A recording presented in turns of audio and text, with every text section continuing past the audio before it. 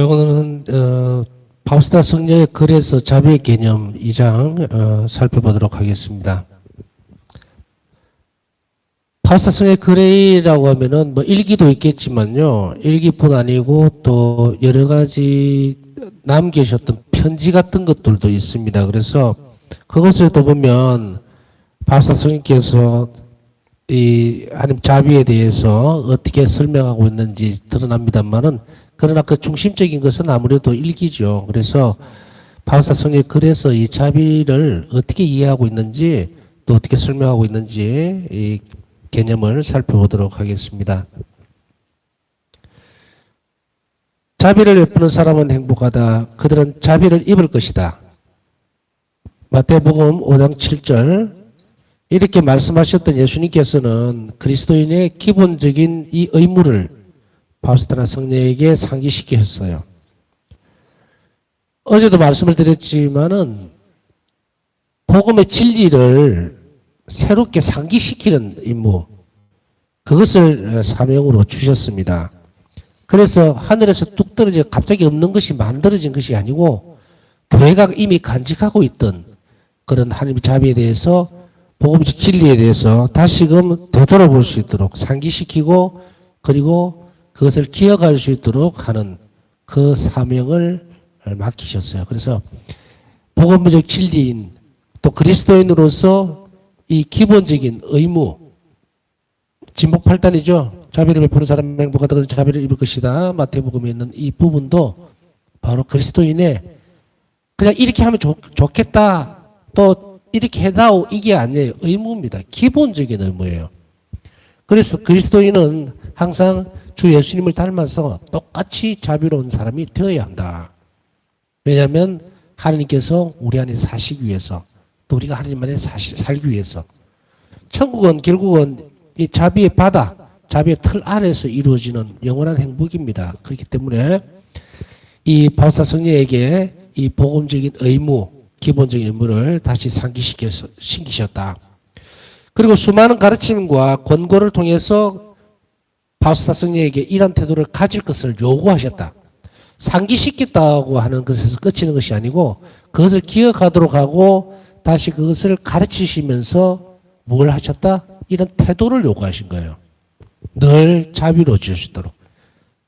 그 근간은, 자비를 베푸는 사람은 뭘 한다? 행복하다. 인간의 기본적인 욕구는 행복입니다. 뭐니 해도 행복이 가장 우선 자리에 놓여져 있어요.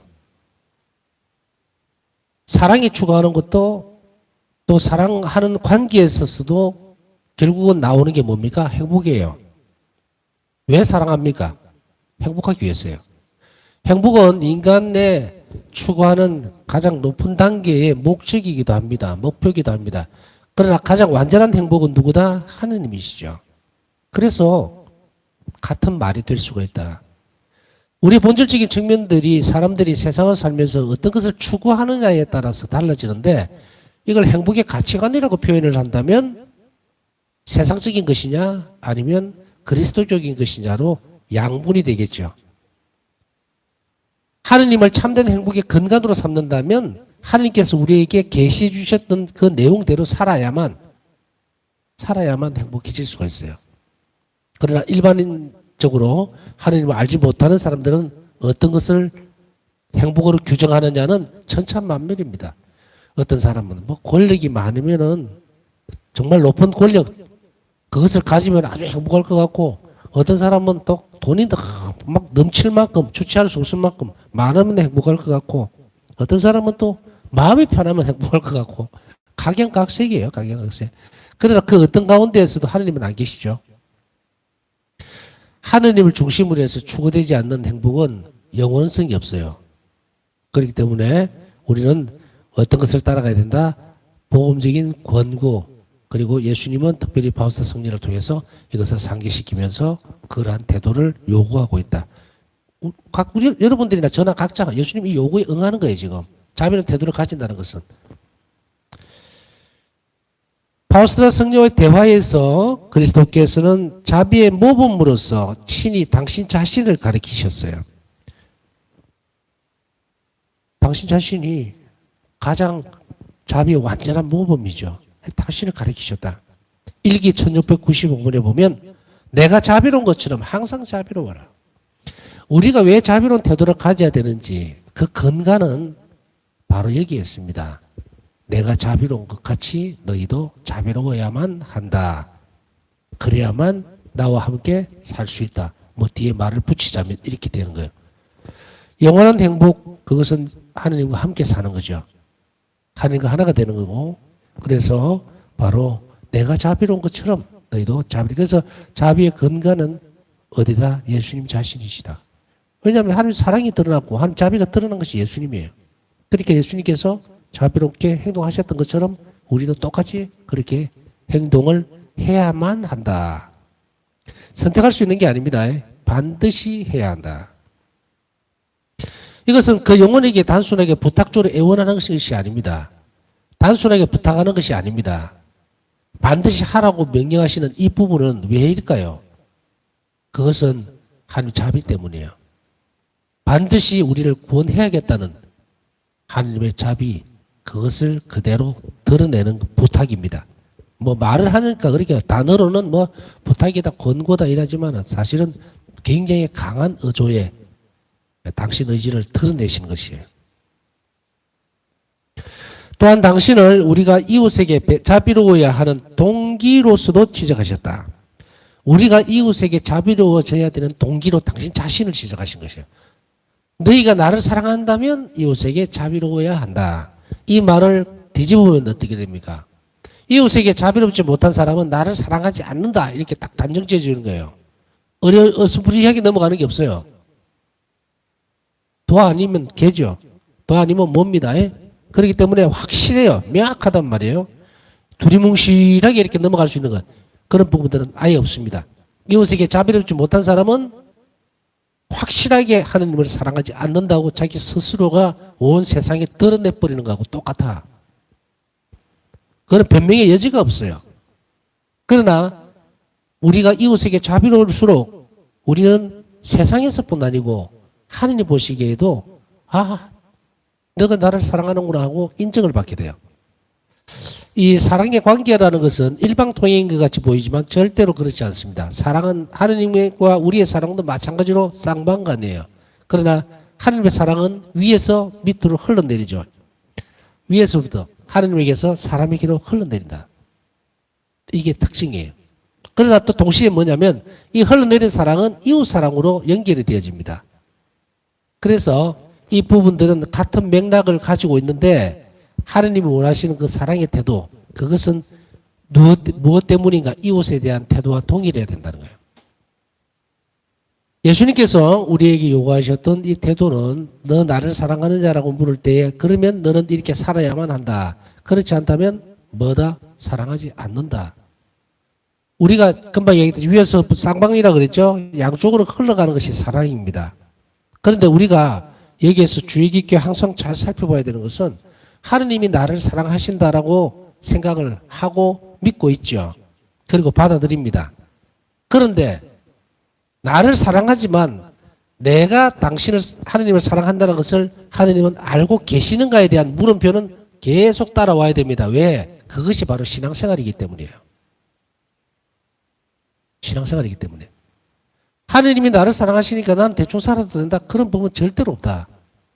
하느님이 나를 사랑하는 데는 변함이 없지만 내가 하느님을 사랑한다는 사실을 예수님이 받아들이고 인정해 주느냐의 문제는 다른 문제예요. 전혀 틀린 문제입니다. 이것은 우리가 스스로의 의지로 그리고 하느님께서 나를 사랑해 주시는 것에 대한 보답, 반응으로서 그것을 인정받으려고 애를 쓸 때, 노력할 때 이것이 뭡니까? 이게 신앙생활 전체예요. 이게 신앙생활입니다. 받은 사랑을 돌려주는 것. 하느님께. 그렇게 함으로 인해서 우리는 이 모습들을 계속 인정받는 것을 우리는 알 수가 있어요. 일기에서 보면. 예수님께서 뭐라고 말씀하시는지 일기에서 쭉 살펴보다 보면 계속 어떤 말씀을 하시는 거예요. 바울사성령에게도. 네 행동이 나를 기쁘게 했다. 네가 나를 참 사랑하는 것을 나는 너무도 기쁘게 받아들인다. 계속 인정해주고 있죠. 인정해주고 있죠. 사랑은 단계에 따라 올라가면서 포용성을 더 많이 가집니다. 이제 완전하게 예수님께서 너는 이제 내 사람이다. 완전히 나에게 속했다라고 할 때 그때 우리는 어떻게 된다? 완벽에 이른다. 그리고 예수님과 그 영혼은 하나가 된다. 물론 이때가 되면 우리의 삶도 결국은 이제 죽음이라는 것으로 매듭을 짓겠지만 여하튼 이런 하나님과 우리의 쌍방간의 교류 그것은 바로 자비로운 태도로서 확실하게 드러나게 되어 있습니다. 그리고 바로 이웃에게 자비로워하는 동기가 반드시 바로 예수님이시라는 것을 우리는 잊지 말아야 됩니다. 나에 대한 사랑으로 모든 사람을 사랑하여라. 그래서 나의 자비가 네 마음에서 완전히 반영되도록 하여라. 일기 1695번이죠. 나에 대한 사랑으로 모든 사람을 사랑해라. 내 사랑으로 사랑을 하려고 하지 마라. 그리스도인들은 내가 가지고 있는 그 알량하고 좁은 속 좁은 그런 사랑으로 사랑을 대변하고 있다고 착각해서는 안 됩니다. 우리가 하나님께 대한 사랑이 커질수록 이웃에게 흘러가는 사랑의 정도도 커집니다. 양도 커지고 폭도 커지고 그래요. 그러니까 어떻게 되면 자칫 잘못하면 우리가 잘 못 살면 어떻게 됩니까? 하나님께서 나를 통해서 세상에 주려고 하는 사랑이 나 때문에 막혀버려요. 막혀버립니다. 내가 잠가버리는 거예요. 단순하게 내 구원의 문제만 달려있는 것이 아닙니다. 내 구원의 문제만 달려있는 것이 아니에요. 내가 하나님께 대한 사랑의 동기로서 이웃에게 자비롭지를 못하면 나를 통해서 하나님께서 특별히 예비해 놓았던 그 자비까지도 다 잠가버린다고요. 그러면 나는 뭡니까? 단순하게 내 구원 문제만 내한테 달려있는 것이 아니죠. 그러니 우리 각자가 얼마나 귀한 존재였냐 이 말이에요. 하나님이 얼마나 큰 도구냐 이 말이죠. 우리 모두는 서로를 쳐다봐도 서로가 성인은 아닙니다. 제 봐도 성인 아니잖아요. 그러나 성인이다 아니다를 떠나서 바울사도 말씀처럼 우리 거룩한 사람이고 하나님 보시기에 때 귀한 존재이면 틀림이 없다. 틀림이 없어요. 하나님께서 세상을 사랑하시지만 그러나 그 중에서도 특별히 더 사랑하시는 존재들은 뭐다? 뽑히는 사람들, 누구? 그리스도인들. 이들이 협력자고 이들이 구원사업의 동조자이기 때문에 뭐 동조자라는 말을 쓰겠습니다. 뭐 협력자라는 말이 더 좋은 표현이긴 하겠네요. 그러니 얼마나 하나님께서 보실 때에 우리 각자를 귀하게 여기겠는가. 그래서 이 자비학교 뒤로 가다 보면 이 존엄성이라는 문제를 자꾸 거론을 하게도 되고 저도 이 몇 번 그 말씀을 드렸어요. 인간의 존엄성. 너무 우리가 피폐하게 자신을 너무 낮추는 것, 겸손하기 위해서 낮추어지는 태도는 괜찮지만 비굴하게 낮추어지거나 자기 자신을 정말 피폐하게 만들어서 가둬둬서는 절대로 안 됩니다. 얼마나 귀한 존재들인데 아이고 나는 이제 나이가 들고 힘도 없고 뭐 활동력도 떨어지고 그냥 집에서 그냥 하루 종일 가만히 있는 그냥 별로 소용이 없는 이제는 쓸모없는 사람이 됐으면 절대로 그런 생각해서도 안 되고 그런 말을 해서도 안 돼요. 절대로 안 됩니다. 우리도 죽는 순간까지 하나님이 귀한 존재고 그리고 구원사업에 협력해야 될 귀한 도구입니다. 전 세계에서 이런 표현을 쓰면 어떨지 모르겠어요.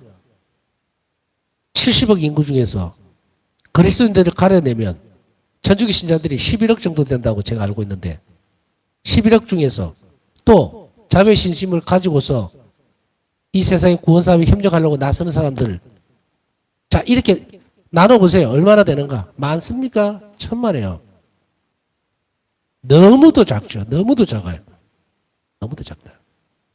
그러니 우리가 이 시간을 함께하고 아 이게 하나님 자비구나 나도 좀 자비로워져야 되겠다라고 어떤 한 명이라도 새롭게 삶을 바꿀 결심만 해준다면 얼마나 이 세상에는 어마어마한 일이 벌어질지 상상을 한번 해보라는 거예요.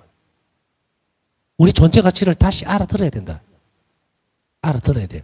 물론 우리가 죽고 나야 내가 참 살아있을 때 아무것도 아닌 줄 알았는데 너무도 큰 일을 했구나. 그때서 알겠죠. 그러나 그때 아는 것보다 지금 먼저 알면 좋잖아요. 너무 잘하면 좋잖아. 우리 주변에서 혼자 이제 독거노인들도 많고 혼자 사시는 분들도 많고 그런 분들에게 꼭 전해줘야 됩니다. 격려해주고 위로해줘야 됩니다. 그 한 명이 기도해준다면 얼마나 이 세상에서 많은 일들이 일어나겠습니까? 예수님은 애타게 우리 한 명 한 명을 그렇게 귀하게 부르고 계시는데 본당에 가보거나 사람들 만나면은 아유 나는 뭐 몸도 아프고요 이제 뭐 생각도 없고 하루 종일 그냥 허송세월만 보내요. 허송세월만. 그 귀한 자산들이 어디로 다 흩어져 버리고 자비를 베풀 수 있는 사람들이 기계를 다 꺼버리고 폐기 처분하는 그 모습들이 하나님 보시기에는 얼마나 애달프겠느냐. 그러니 격려하고 이렇게 세워야 합니다.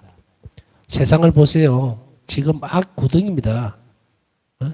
한탄만 한다고 변할 것은 아무것도 없어요. 그러나 우리가 움직이면 우리가 자비로워지기만 한다면 얼마나 이 세상에 큰 변화가 있을지 우리는 일기에서도 충분히 알아들을 수가 있습니다.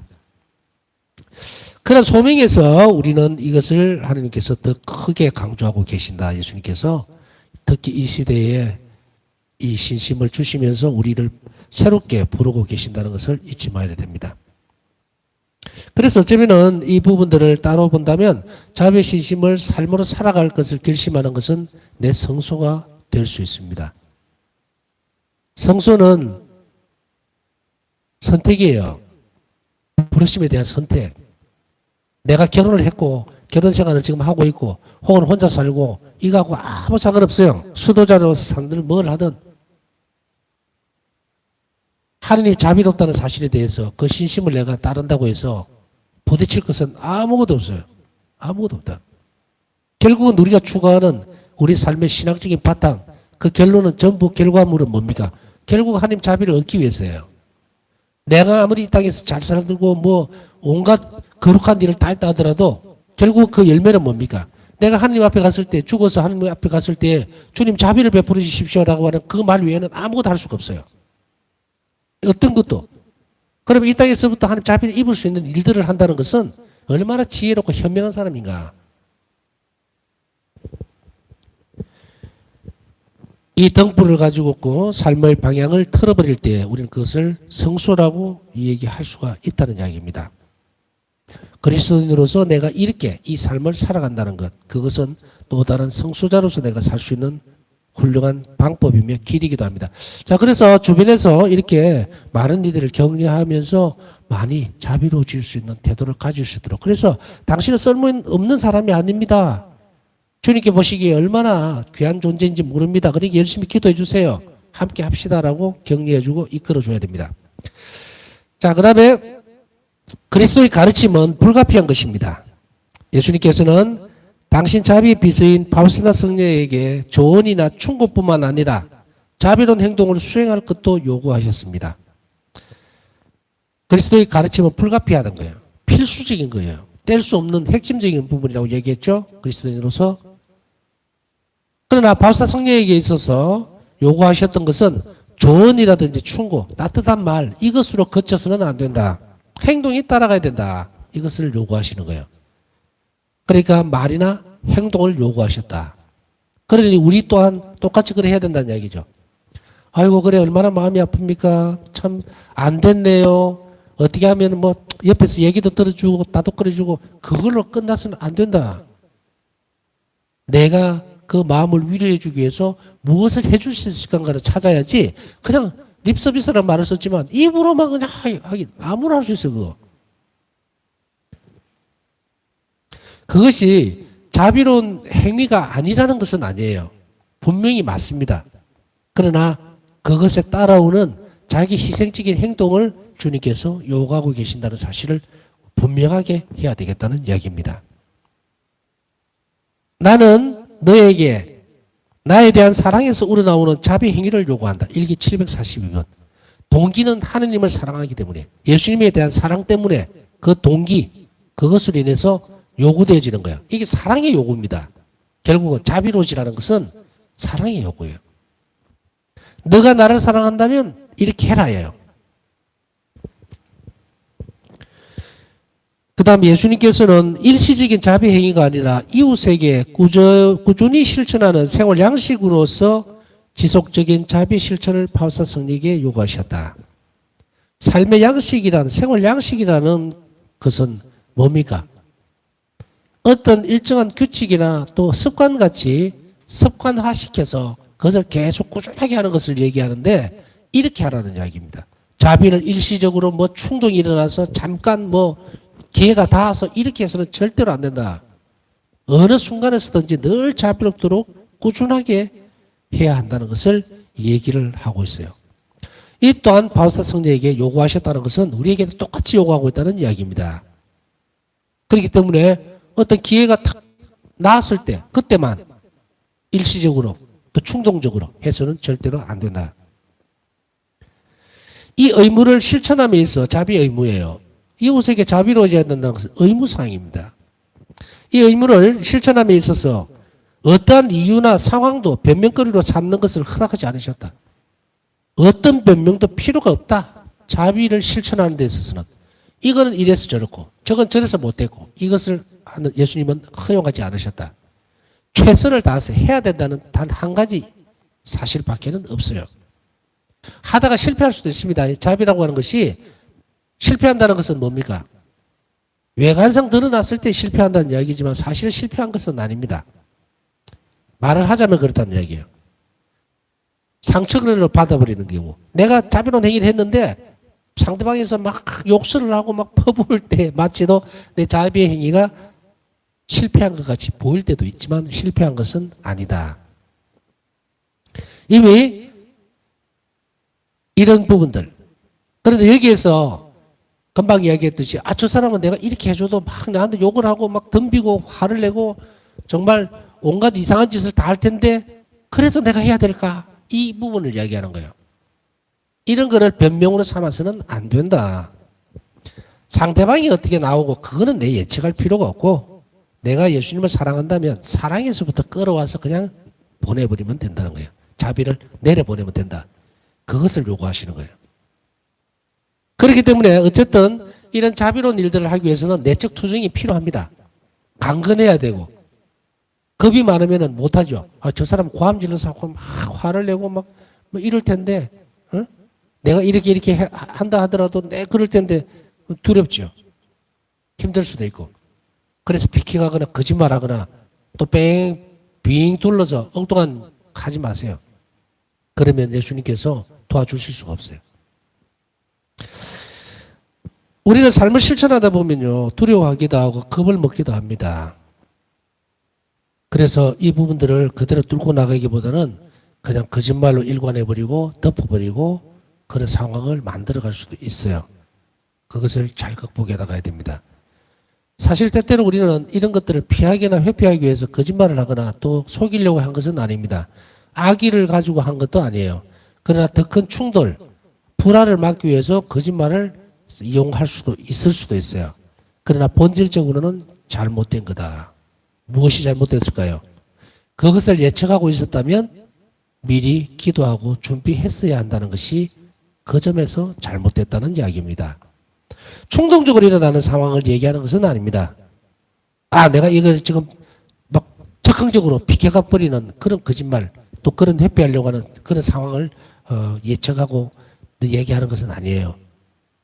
그러나 미리 알 수 있음에도 불구하고 준비되지 못했던 태도는 잘못된 거라는 이야기입니다. 그렇게 하면 우리는 변명거리가 그쪽에 되겠죠. 그래서 이래 했는데 일어나지도 않는 일들이에요. 그 사람 물론 화를 내고 정말 성격이 안 좋고 하더라도 일어나지 않는 일을 내가 먼저 예측을 해버린 거죠. 그것은 절대 금물입니다. 신앙생활, 자비로운 태도, 영성생활, 의탁하는 태도 이 부분들에서 이 태도는 절대로 견지해야 되는 부분이에요. 그냥 부딪히면. 그러나 잘 준비하고 부딪혀야 되겠죠. 벽에 머리를 부딪히는 사람은 없잖아요. 세심하게 이런 것들도 트레이닝이니까 훈련해 나가면서 적절하게 잘 하되 구별을 지을 때 도움을 주기 위해서 몇 마디를 더 보태준 겁니다. 적극적으로 일어났던 부분들에 대해서는 어쩔 수가 없을 수 있어요. 그러나 예측할 수 있는 상황이 있었다면 미리 준비를 하는 것, 그것을 얘기하는 겁니다. 그렇기 때문에 우리가 자비로운 태도 대신에 어줍지 않은 태도를 견제할 이유가 하나도 없다는 이야기죠. 그래서 이 의무를 실천할 때에는 어떤 이유나 상황도 변명거리로 삼아서는 안 된다 하고 그 사실 자체도 허락하지 않으셨어요. 너는 언제 어디서나 이웃에게 자비를 베풀어야만 한다. 너는 이것을 회피하거나 변명하거나 면제받으려 해서는 안 된다. 이렇게 742번. 이웃에게 자비로운 태도는요, 어떤 상황이 되든 어떻게 되든 간에 그것에 대해서 꾸준하고 성실하게 실천해 나가는 것만 남아 있습니다. 그래서 사람이 활동을 하는 데 있어서 연습을 하고 자기의 내적 삶을 키워나가려면요, 자꾸 선택할 수 있는 여지를 두 개를 가지고 들어오면 안 된다고 얘기를 했죠. 이것을 선택할까 저것을 선택할까 상황을 봐가면서 선택해서는 안 됩니다. 그러면 그 영혼이 약해져서 더 성장을 할 수가 없어요. 한 가지 사실만 우리 영혼 안에 계속 뿌리를 내리도록 해야 됩니다. 나는 자비로운 사람이다. 나는 예수님을 닮아서 자비로워야만 한다. 그렇기 때문에 어떤 상황에 놓이든 나는 자비로운 것에 대한 그 선택을 할 것이다. 이것을 계속적으로 기도해야 되고 또 은총으로 얻어내야 되고 그리고 의지로서 그것을 실행하려고 하지 않으면 흩어져 버려요. 그래서 그 사람은 내적으로 갈등을 항상 일으키는 사람입니다. 아주 작은 일에도 성장을 못하고 늘 불안해하고 숨으려고 그러고 뭘 쉽게 결정을 하지를 못하고 이러는, 결정은 이미 주사위는 던져져 있습니다. 던져져 있어요. 적절한 비유인지는 모르겠지만요, 경유차에다가 휘발유를 넣어버리면 가겠습니까? 안 가겠습니까? 엔진이 고장납니다. 못 달립니다. 그거와 마찬가지로 우리는 자비로운 사람이어야만 해요. 그러니 거기에 다른 게 들어가면 어떻게 됩니까? 시동도 안 걸릴 뿐더러 걸린다더라도 덜덜거리면서 곧 고장이 나버리겠죠.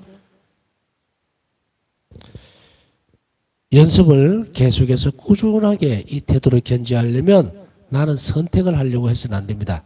용서하라고 그러면 용서를 하고 자비로우시라 그러면 자비롭게 하면 되고, 예수님 말씀을 한쪽으로만 들을 때 예수님은 내 사람이구나 하는 거예요.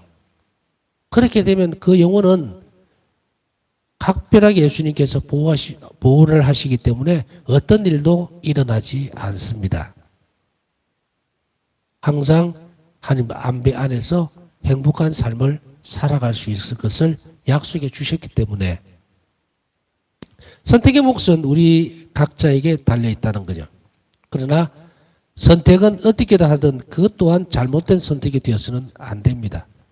우리는 이쪽만이 선택받도록 요구받고 있어요. 예수님으로부터 이러한 가르침을 받으면서 바우스타 성녀는 하느님께 의탁하는 것과 함께 이웃에게 자비를 실천하는 것을 삶의 중심 요소로 삼았다.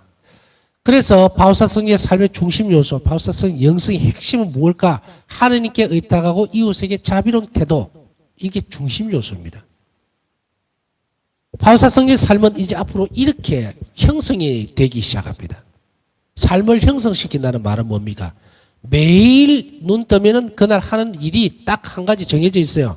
오늘 어떻게 하느님께 더 많은 시간들을, 내 삶의 시간들을 쪼개서 의탁하는 태도를 가질 것이며 이웃에게 얼마나 자비로운 사람이 될 것인가, 그 태도를 키워나가고 실행하는 데 삶을 다 투자해 넣었기 때문에 삶의 중심 요소가 되었다. 결국 우리도 이렇게 가야 합니다. 어떻게 하면 자비로운 사람이 될 것인가를 하루 종일 고민하고 실천할 것이 있으면 하루 종일 그렇게 삶이 돌아가도록 해야 됩니다.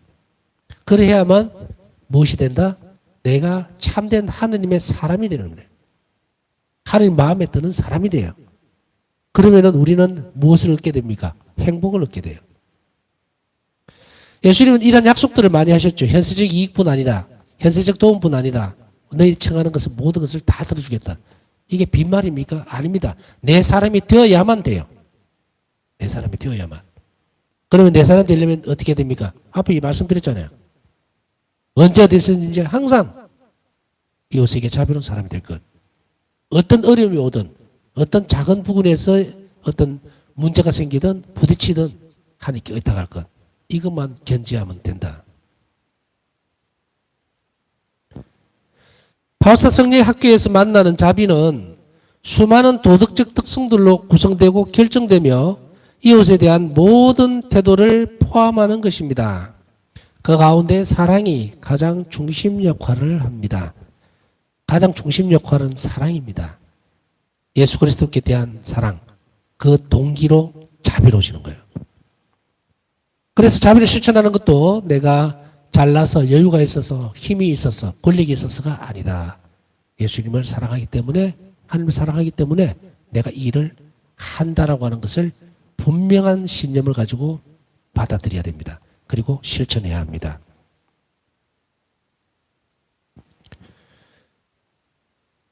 사랑은 바로 이웃에 대한 모든 태도를 포함하는 가장 중심 역할을 합니다. 앞에서 말했듯이 파우사 성리 학교에서 말하는 이 의탁의 학교와 자비의 학교죠. 여기서 말하는 자비의 학교에서는 얘기하는 이 자비는 뭐냐? 수많은 도덕적 특성들. 도덕적 특성들이란 말은 이제 이해하시겠죠. 그죠? 사람과 사람 사이의 관계를 형성할 때 이 되어지는 것이 바로 이 도덕적인 특성이라고 이야기를 했죠. 이것으로 구성이 되는데 이것에 대한 모든 태도, 이것저것 따지는 것이 아니에요. 모든 태도를 다 구성하는 거다. 결정하는 거다. 이렇게 우리는 알 수가 있습니다. 그리고 또한 사랑을 실천하는 것, 중심이 역할이 되어야 된다. 자, 오늘 우리는 여기에서 한 가지 단어를 깊이 생각해 봐야 됩니다. 예수님께 제가 하는 모든 행동들이, 자비로운 태도가 주님께 대한 사랑이 그 동기가 될 수 있도록 해주시고, 그것을 항상 언제나 잊어버리지 않고 신념으로 받아들이고 그리고 의지로 실천할 수 있도록 도와주십사 하고 청하면서 남은 시간 묵상하도록 하겠습니다.